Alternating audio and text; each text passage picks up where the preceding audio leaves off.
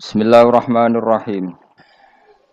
Terus Imam Fathul Bari itu cerita, ketika Rasulullah SAW dawuh iqra'hu fi syahrin, ada sahabat yang pamit mau khataman tiap bulan enggak boleh, 2 minggu enggak boleh, seminggu enggak boleh. Walhasil itu dipakai alasan. Terus Nabi ngendikan iqra'hu fi syahrin, sampai iqra'hu fi sab'in, sampai ada riwayat iqra'hu fi salasin. Sudah 3 hari khatam sekali itu sudah kebanyakan.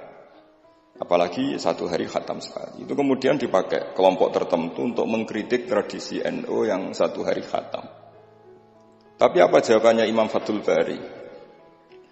Apa mereka yang mengkritik itu benar-benar nyata iqra'hu fi syahrin, kemudian mereka itu khatam tiap bulan? Kan enggak juga.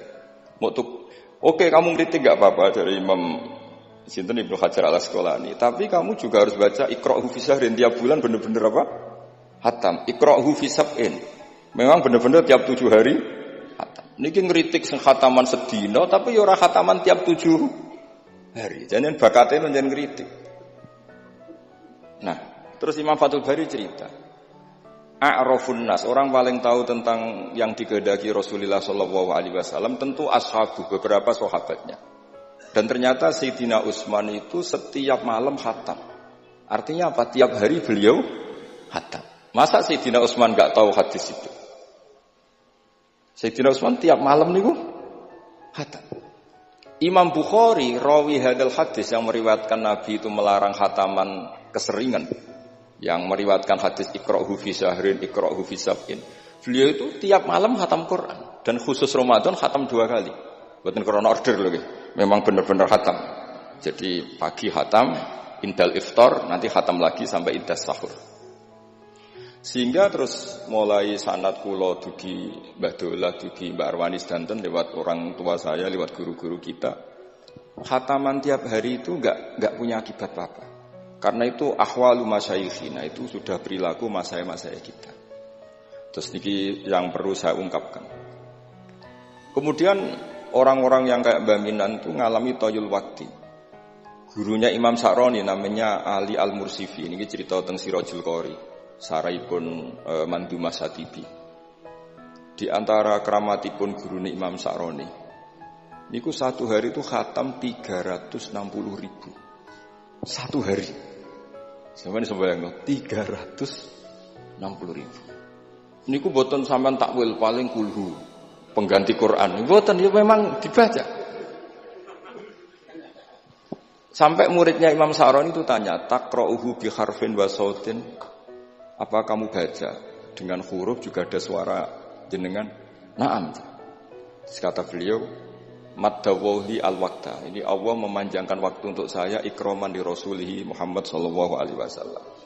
Jadi beliau ngalami toyul waktu. Toyul waktu itu waktu diringkas sedemikian rupa sehingga beliau baca itu dalam waktu 24 jam ya kayak mungkin bagi kita ratusan tahun. Namanya toyul waktu.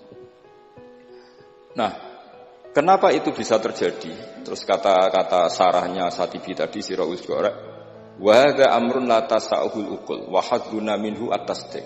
Ini sesuatu yang mungkin nalar kita tidak sampai, tapi sudahlah kita percaya saja. Nah, kenapa kita percaya? Karena Quran itu kalamullah sing aslinya itu laisa fi harfin wala sautin. Tidak melibatkan suara, tidak melibatkan huruf. Itu yang kalamun azaliyun. Kemudian orang ini ditarik ke Lauh Mahfud. Kemudian dia ngalami yang seperti itu. Dan itu bagi orang-orang dekat Allah sah saja. Kuntu samahu alladhi yasma'u bihi wa basaruhu saterusnya. Orang-orang yang dekat Allah itu ibaratnya mau melafadzkan apa saja itu sudah kayak mewakili itu.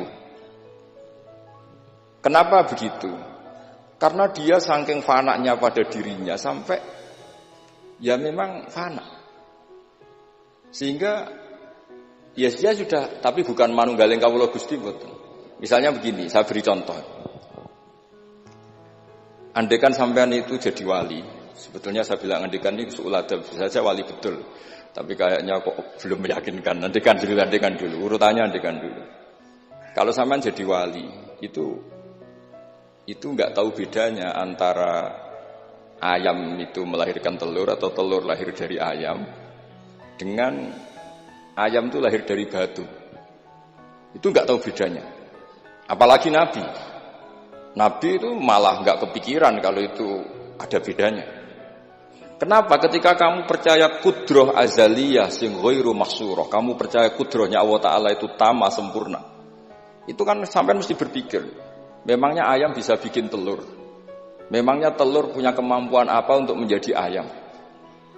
Jadi sampai tahu betul kalau ayam itu tidak ada kudrohnya sama sekali, tidak ada kemampuan sama sekali untuk melahirkan telur tercipta jadi ayam. Artinya apa? Meskipun sesuatu itu sudah adi, sudah biasa, tetap yang ada adalah kudratullah, bukan hukum adat yaitu ayam menelur. Sehingga seorang nabi itu misalnya Nabi Soleh ditanya, apa bukti mujizat kamu? Saya minta unta keluar dari batu besar ini. Dari Nabi Soleh, ya enggak apa-apa. Karena beliau itu tahu betul ketika unta lahir dari unta, itu memangnya unta bisa apa? Memangnya unta iso gawe unta, ayam iso gawe telur. Semua itu ada kudroh azaliyah, ada kudrohnya Allah.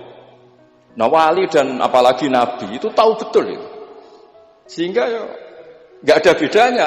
Misalnya para nabi sampean tanya, ayam bisa melahirkan telur, apa batu ini bisa melahirkan telur? Ya jawabnya bisa. Sehingga ya betul lah. Terus ada Naqatu Soleh itu keluar dari apa? Batu. Dan Nabi Soleh biasa saja karena beliau memang nabi. Rasulullah ketika sahabatnya kelaparan, terus diundang Jabir, masakannya sedikit. Ya beliau bilang ini masakan harus jadi banyak. Ya banyak, untuk orang sekian ribu cukup. Ketika sahabat kurang air di padang Sahara itu, sahabat bingung nyari air, Nabi malah sari, masyhur. Sari, terus ya santai aja ketika beliau dilaburi kurang air, terus ya sudah minum air dari sini, terus fana ba'al ma' min baini as-sabi'i. Karena Nabi itu orang yang tidak bisa didikte oleh hukum adat. Sehingga tidak terus ayam ini bisa melahirkan telur, berarti mungkin. Kalau batu enggak melahirkan telur, tidak mungkin. Terus kamu bilang ini mungkin, ini tidak mungkin. Itu kita kalau di matolek kan diajari. Padahal mungkin tidak mungkin berdasar hukum adat, bukan berdasar kudrohnya Allah Subhanahu wa Ta'ala. Nah, orang-orang yang sudah begini, masalah rezeki juga gitu. Soalnya sementing para pangeran, sok dimbarno pangeran. Akhirnya sudah sementing muamalah mbek Allah. Makanya dulu ada cerita seorang Habib, dia nggak punya pekerjaan, terus setiap hari dia sholat, tiap pagi ngantor. Ternyata dia ke mushola atau ke masjid sholat. Terus kata Habib itu, ya Allah, semua orang yang kerja engkau gaji, maka saya ya harusnya engkau gaji. Ibu yo terus sugih, tapi bukannya ditiru boleh. Jadi dia apa ngantor ya ora di kantor, ngantorin di masjid sholat. Tapi ini nggak boleh gaya-gayaan yang sudah makomnya seperti itu. Orang sampean gak makome ribet. Tapi ini cerita ya, kalau tak belajar Quran. Sehingga para nabi itu gak kepikiran, misalnya Nabi Ibrahim itu gak kepikiran kalau api itu bisa membakar, karena beliau tahu api apa punya ikhtiar, api apa punya irodah, punya kehendak. Api apa punya cara yang diinginkan api itu untuk membakar saya, kan tidak juga, dia benda mati. Pasti itu murtangan Allah. Sehingga ketika beliau mau dibakar ya santai aja. Beliau nggak tahu bedanya di sana sama di sini. Semua nabi itu begitu. Ma kunta tadrimal kitab walal iman. Makanya semua nabi itu rata-rata ummi itu ya pokoknya sudah begitu.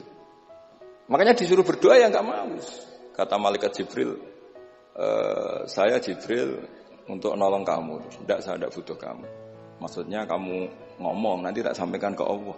Allah itu sudah tahu tanpa kamu. Hasbi min su'ali ilmuhu bihali. Itu Nabi. Nah, Rasulullah Muhammad SAW juga sama. Ketika mau perang Badar, itu kan musuhnya itu 1000 lah kira-kira gitu. Sahabat itu 300. Terkenalnya 313 sama dengan ashabi apa itu? Talut itu. Apa itu waqatala apa Daud itu, ashabi Daud itu. Itu Nabi ya santai aja. Padahal itu pedang satu dipakai orang 10. Sampai bisa bayangkan perang pedangnya gentenan. Tidak bisa kan? Tapi Nabi karena diutus Allah ya jalan saja.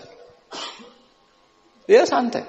Karena bagi Nabi itu nanti ada kudratullah. Betul. Ternyata perang musuhnya 1000, musuh 300, yang satu perlengkapan lengkap, yang satu gentenan pedang.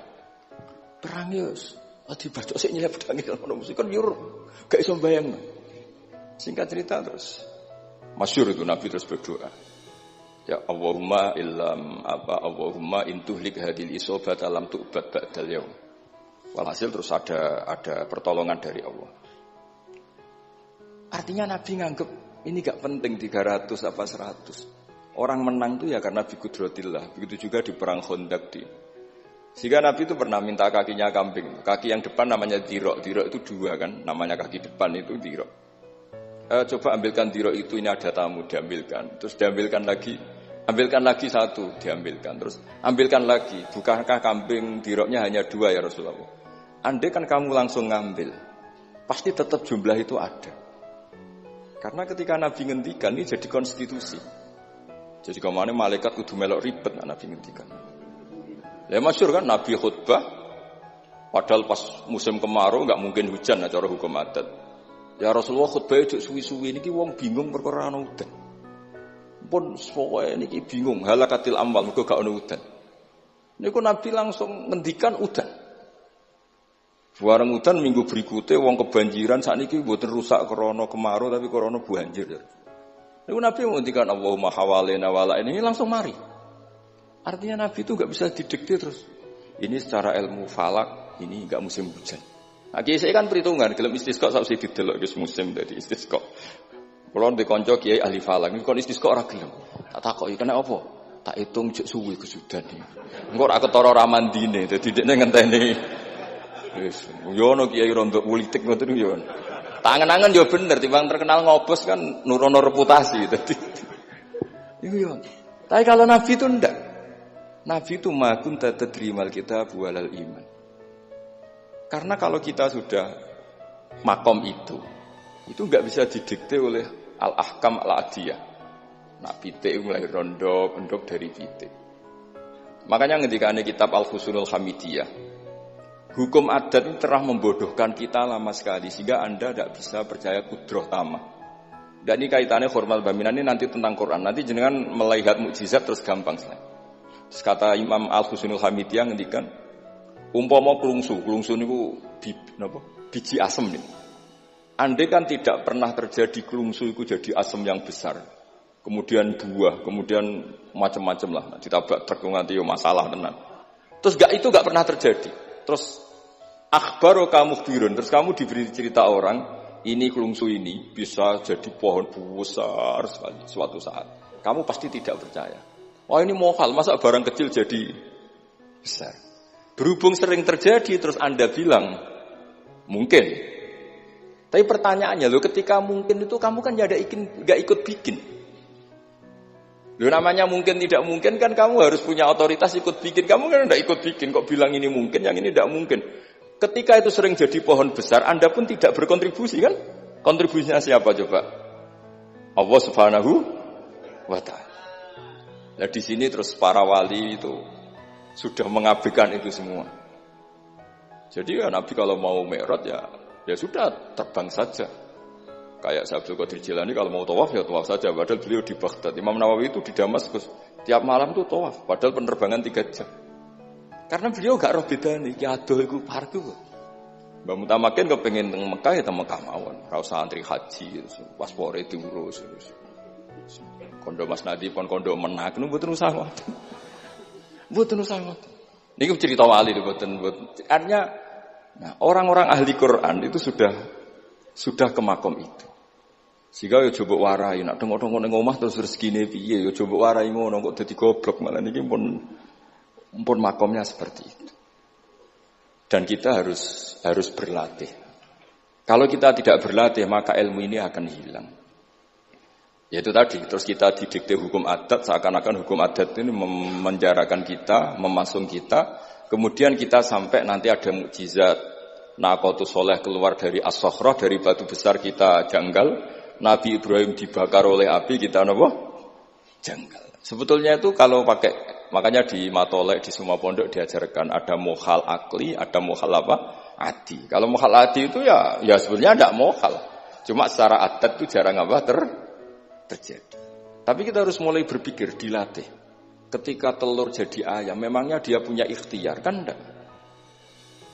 Tetap di situ ada qudratullah. Lah kalau sama-sama qudratullah bedanya apa? Telur keluar dari ayam sama telur keluar dari batu. Kan sama-sama yang menentukan adalah qud. Nah di sini ini latihan tauhid. Terus yang terakhir untuk sering baca Quran secara fasih, secara benar, secara apa? Ini saya cerita min haisul makna ya. Itu sesuatu itu dikembalikan pada yang punya. Misalnya saya beri contoh ya. Kalau sampean saya tanya, mic ini kan dari besi, sama ini masker dari kertas, dari kain. Ini kuat mana? Pasti sampean menjawab kuat mic, karena ini materinya dari apa? Besi. Tapi Anda salah. Artinya salah itu, ya semuanya cerdas tapi lagi setengah. Yang benar adalah, ya terserah jenengan Gus jenengan yang megang. Bisa saja ini masker tak rencanakan, tak awetkan, tak simpen, tak museumkan. Saya punya rencana menghancurkan mic ini. Berarti nanti awet mana? Dinosaurus itu konstruksinya lebih kuat, tapi Allah menghendaki habis-habis. Pitik sing ngono isek nganti saiki. Nah, kira-kira seperti itulah hukum Allah. Karena agama itu apa? Jadi ya mambiati malakutu kulli syai. Agama itu berkeyakinan kalau ya terserah yang punya. Jadi kalau di depan agama kamu tidak bisa bilang, ini lebih kuat timbang ini, tidak bisa. Tetap terserah yang Jadi kalau jenengan cerdas betul ditanya, mic ini sama masker kuat mana? Terserah jenengan. Atau kalau enggak, wallahu a'lam. Karena memang, iya apa artinya ini lebih kuat, tapi saya punya rencana menghancurkan. Tapi ini lemah, tapi aku punya rencana tak awetkan. Nah, seperti itu harus dilatih, supaya kita terbiasa iman itu bilbayinah dengan argumen-argumen yang kuat. Karena memang syaratnya iman menurut banyak ulama ya lam yakunil ladzina kafaru min ahlil kitab wal musyrikina munfakina hatta ta'tiyahumul bayyinah. Jadi sehingga semua rasul itu punya kecakapan itu. Makanya nanti kalau suatu saat jenengan dekat ajal, dekat apa, itu harus begitu juga dilatih. Ketika saya hidup ya tidak bisa mengatur kehidupan saya, cara kerja jantung, cara kerja organ tubuh kita. Sebenarnya kita hidup kan hidup saja, kita tidak tahu kenapa hidup. Tapi sawangannya nak wis mangan menjaga kehidupan. Sawangannya nak berobat menjaga apa? Kesehatan. Tapi kita bisa apa di depan qudratullah? Jadi harus dilatih terus. Karena ini ngaji bagi yang ahli Quran itu sekolah suwun. Adat kados Mbah Minan, Mbah Dimyati, beberapa ulama yang enggak keluar kamar itu mulai dulu juga ada. Itu juga satu manhaj karena sudah asik dengan Allah maka asing mengalami wahsah dengan yang lain. Tapi juga ada ulama yang milih kumpul orang banyak sehingga manfaati orang banyak.